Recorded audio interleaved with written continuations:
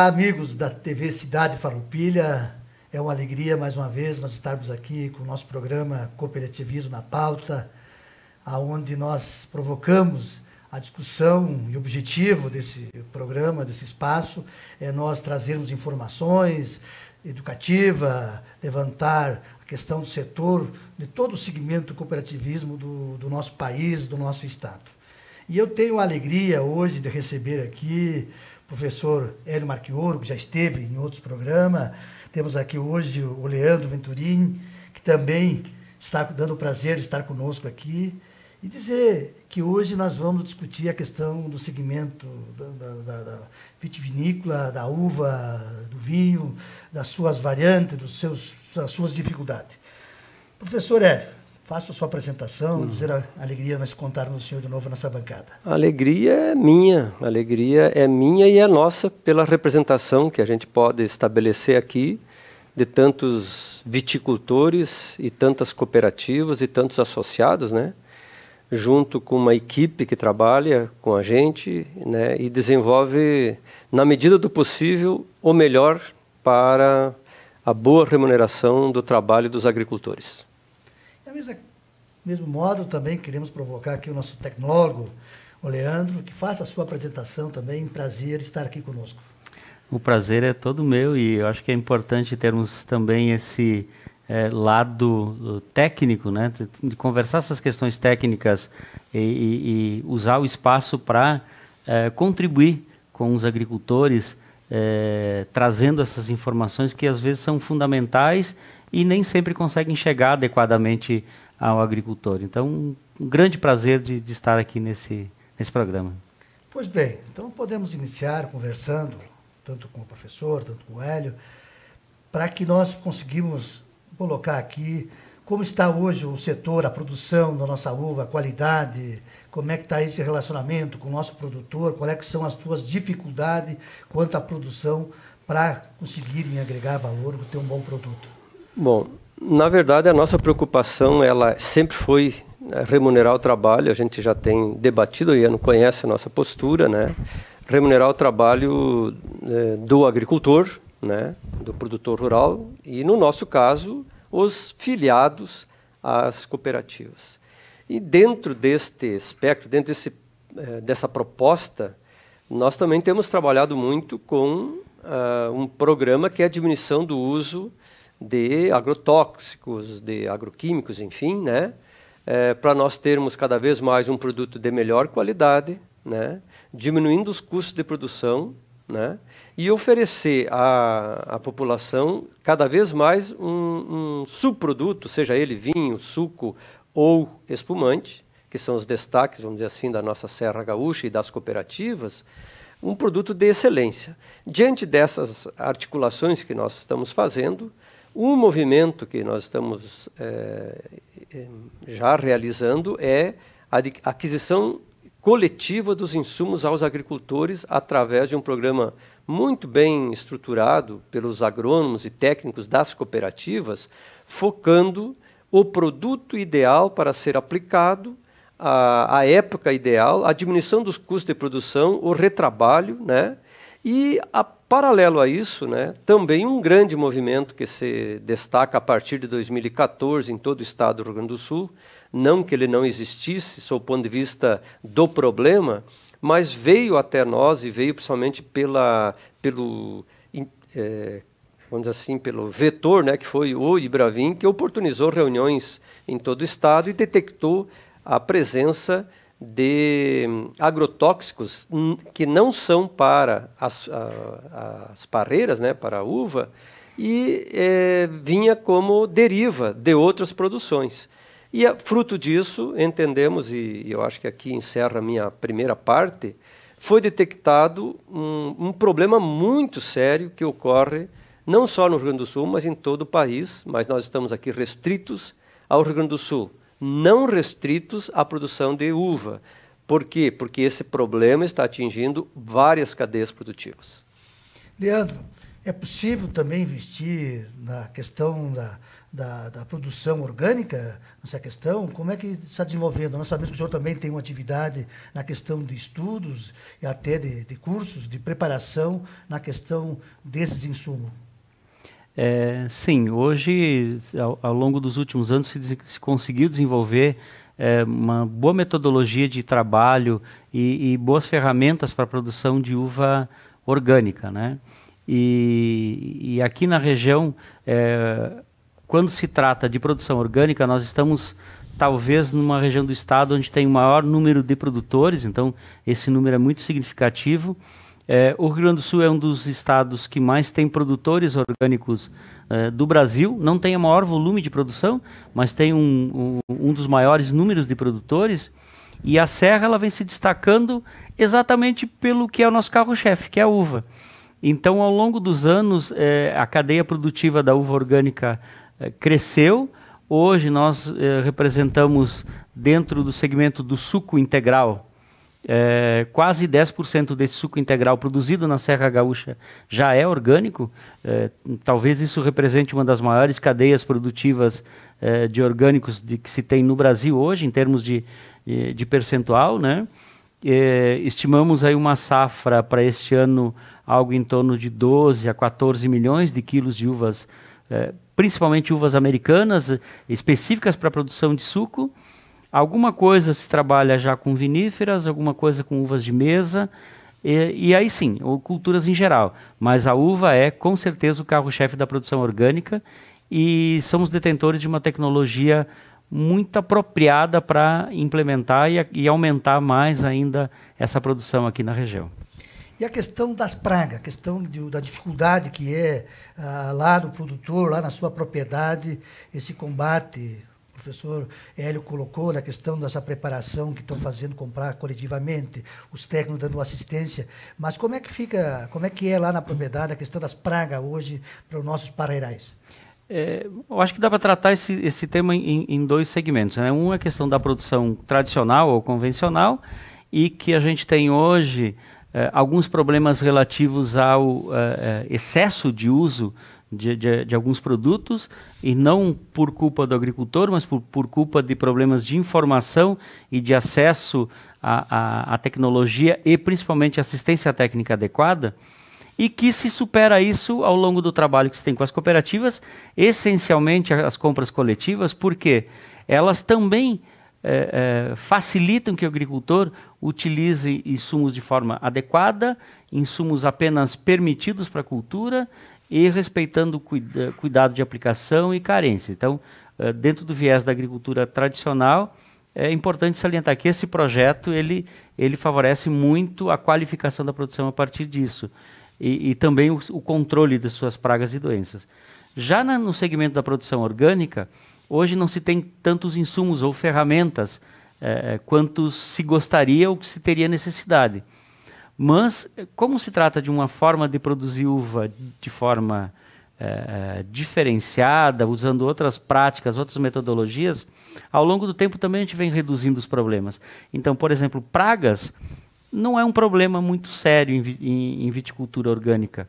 Algumas doenças sim, mas o ataque de pragas nós não temos muito histórico e raramente se tem algo com perdas em relação a isso.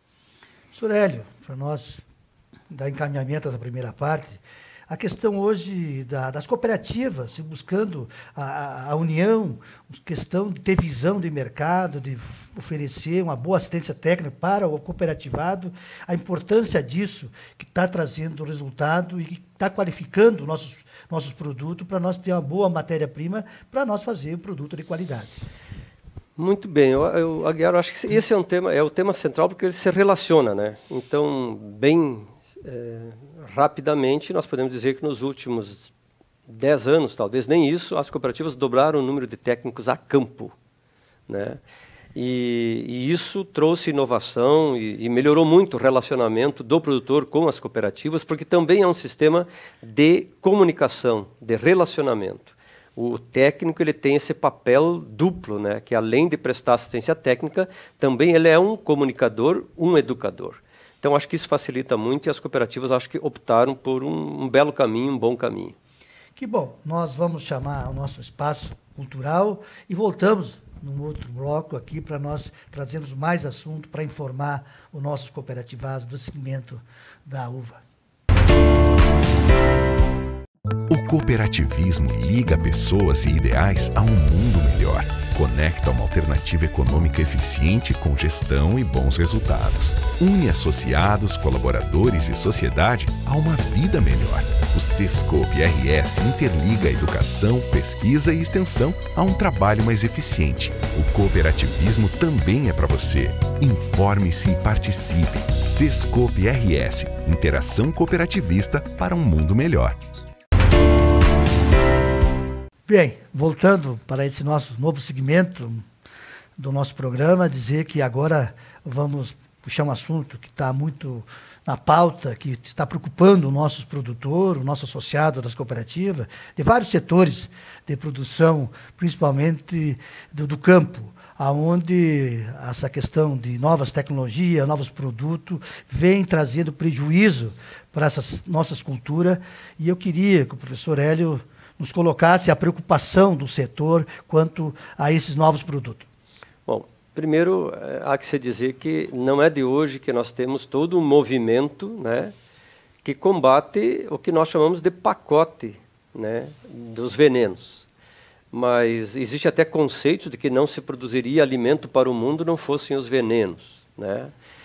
Tudo é controverso, há considerações a serem dadas. Por isso, e agora, mais do que nunca está sendo demonstrado, que o pacote tecnológico, seja na produção das sementes, de todos a área, vamos dizer assim, do que é agro, né, como chamam, né, ou do que é produzido para que essa semente germine e produza, faz parte de toda uma cadeia que está interligada, né? E essa interligação, ela desrespeita outras cadeias produtivas, como é o caso da fruticultura. Um exemplo, mas nós temos também a erva mate, nós temos também o fumo, nós temos também tantas outras cadeias que não só a fruticultura estão sendo atingidas. A própria produção das pastagens, etc. e tal. Então, eu vou deixar a parte técnica para o Leandro, mas eu sou o responsável por rearticular, vamos dizer assim, o pensamento aqui na lógica deste movimento que se deflagrou e que extrapolou a questão da parreira. É isso que eu quero dizer, certo? Então, nós temos todo um movimento deflagrado no Estado, esse movimento é articulado por todas as cadeias, e o IBRAVIN, nesse sentido, tem um papel muito interessante, muito importante, porque a partir de análise de laboratório, que o IBRAVIN incentivou, foram detectados que praticamente todas as amostras que foram coletadas deram positivos para 2,4-D, que é um produto que, eu insisto, o Leandro tem maior discernimento sobre a classificação dele, mas é um produto que ele não respeita ninguém, ele deriva, ele não tem aplicação ideal para ele tem, não está sob controle, né? E aí nós poderemos derivar esse raciocínio para a questão de quem aplica, de quem que é a terra, o que se produz nessa terra, né? O que se objetiva com esta produção nesta terra, onde é usado esse produto, e esse produto vem atingir a nossa produção. Nós temos produtores de Jaguari, produtores de Alpestre, produtores de todas as regiões do estado, da fronteira, Santa Maria, todo o centro, a região central, que está extremamente fragilizada em relação à produção vitícola por conta desse produto, certo? Nós temos em Jaguari, só para ter uma ideia, Guiar, em Jaguari os produtores de lá, associados à cooperativa São José de Jaguari, uma das mais antigas cooperativas do estado, estão produzindo não mais que 30% da sua capacidade. Nós temos municípios próximos aqui, quem vai para regiões mais das missões, que produziam 500 hectares de parreira, hoje não tem mais que 150, porque os produtores começam a desistir, porque a rentabilidade diminui, há um processo de mortalidade e assim vai. Então, este movimento ele já está tão adiantado, enfim, está sendo estudado, dimensionado, e nós temos que dizer que o Ministério Público hoje está se posicionando, as entidades e as instituições estão se posicionando, e nós estamos discutindo com todo o grupo, né, que são um grupo de mais de 100 pessoas, só dos articuladores, alternativas, saídas, nem que deva ser jurídica, sim, para resolver isso aí, porque os prejuízos são muito grandes e o risco à saúde pública é imenso, certo? Leandro, porque na parte mais técnica, um tecnólogo, gostaria que o senhor nos colocasse, relatasse o prejuízo quanto a esses produtos nessas nossas produções. Eu acho que inicialmente é importante entender do que se trata, né, esse produto citado pelo Hélio, né, o 2,4-D. Ele faz parte de um grupo de herbicidas chamado herbicidas hormonais, né? Porque eles são hormonais porque eles são substâncias sintéticas que mimetizam, copiam substâncias naturais. No caso do 2,4-D, ele mimetiza um hormônio chamado auxina, né?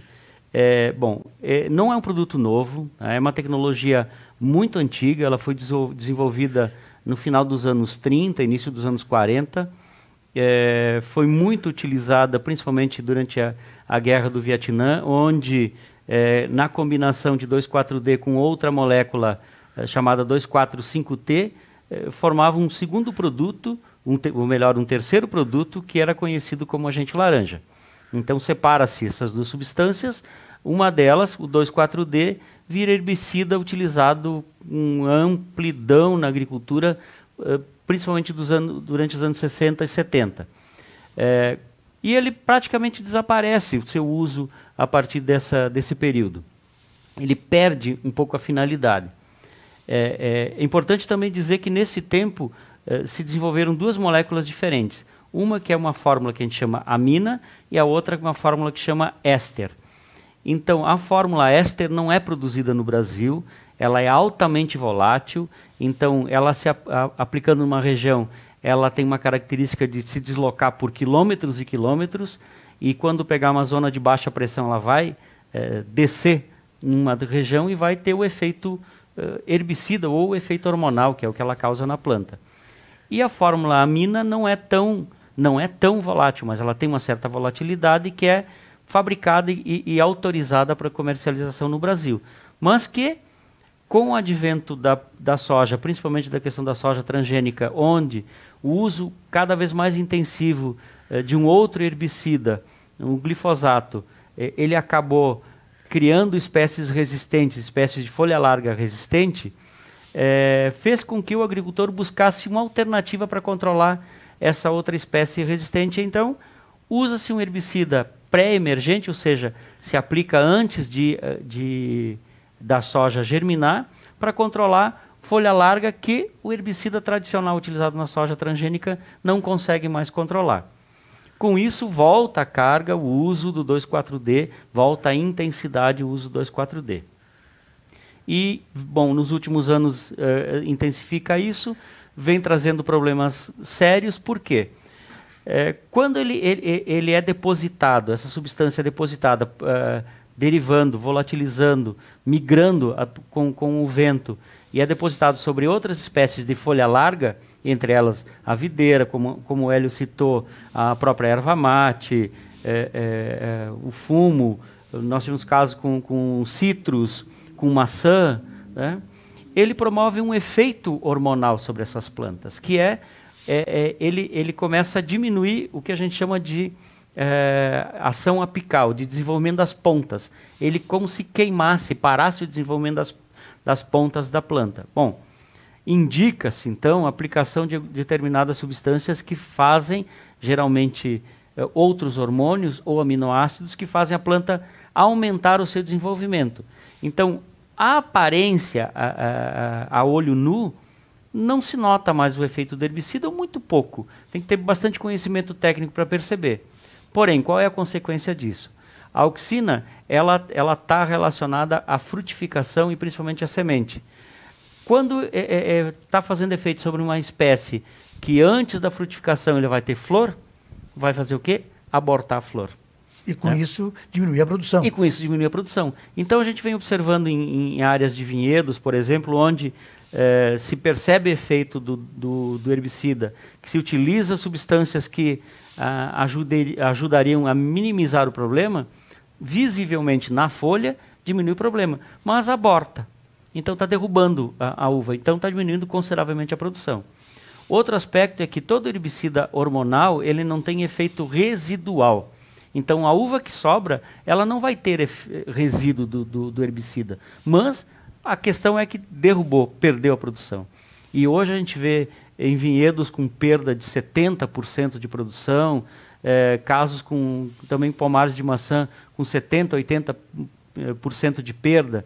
Então, um pouco isso, né? É uma cultura, que é a cultura da soja, que está invadindo o direito de outras culturas se manifestarem e principalmente envolvendo produção de alimentos. Por quê? Dentro das folhas largas também estão os legumes, as hortaliças, que também têm efeito, né? Sofrem com isso. Por bem, então nós vamos também chamar mais uma vez o nosso espaço cultural e nós voltamos em seguida para nós dar o encerramento desse programa de hoje.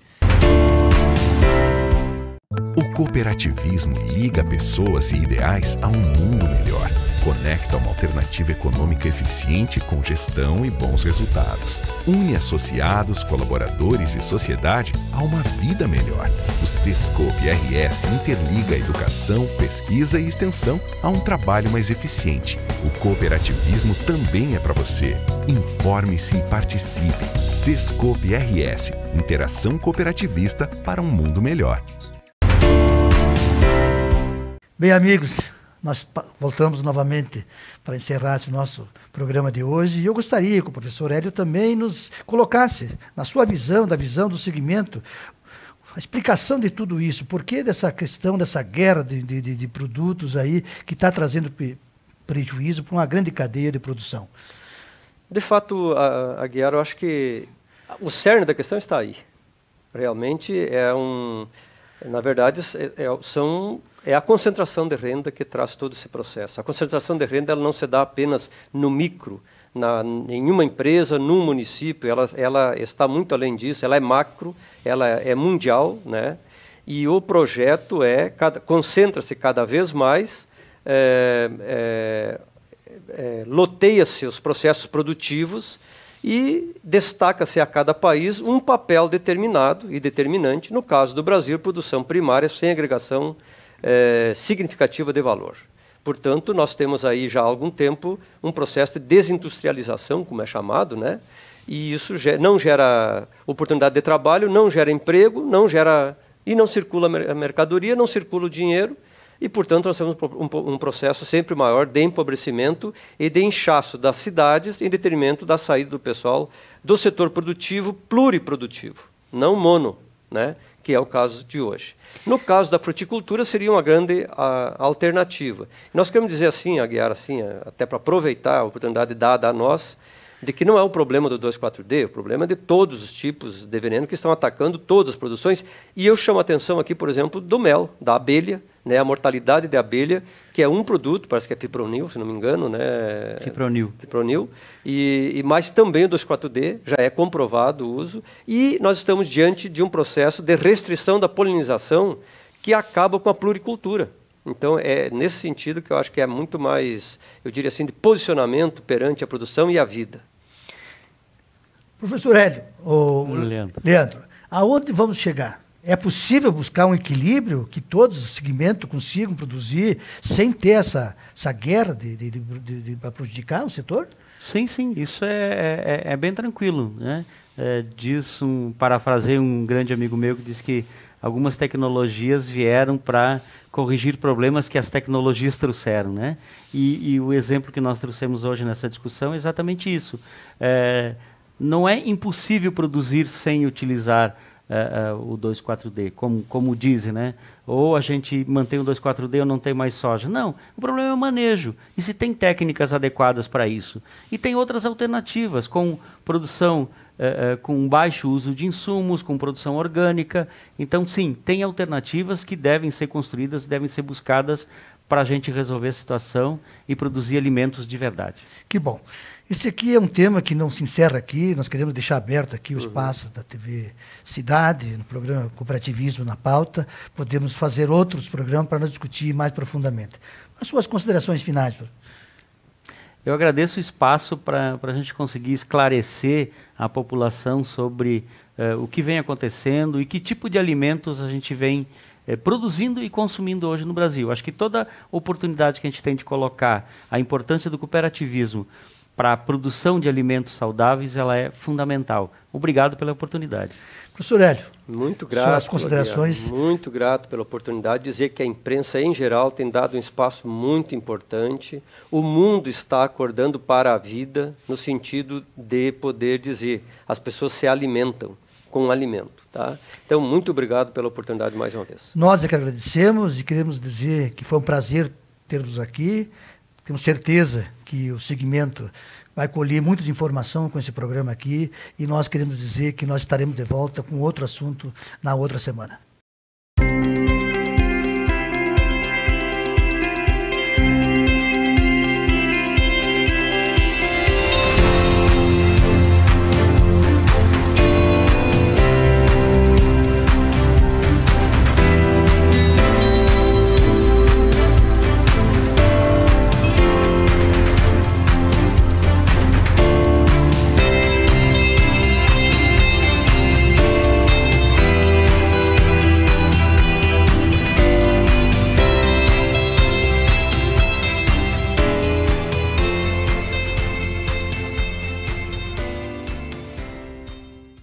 O cooperativismo liga pessoas e ideais a um mundo melhor. Conecta uma alternativa econômica eficiente com gestão e bons resultados. Une associados, colaboradores e sociedade a uma vida melhor. O Sescope RS interliga a educação, pesquisa e extensão a um trabalho mais eficiente. O cooperativismo também é para você. Informe-se e participe. Sescope RS, interação cooperativista para um mundo melhor.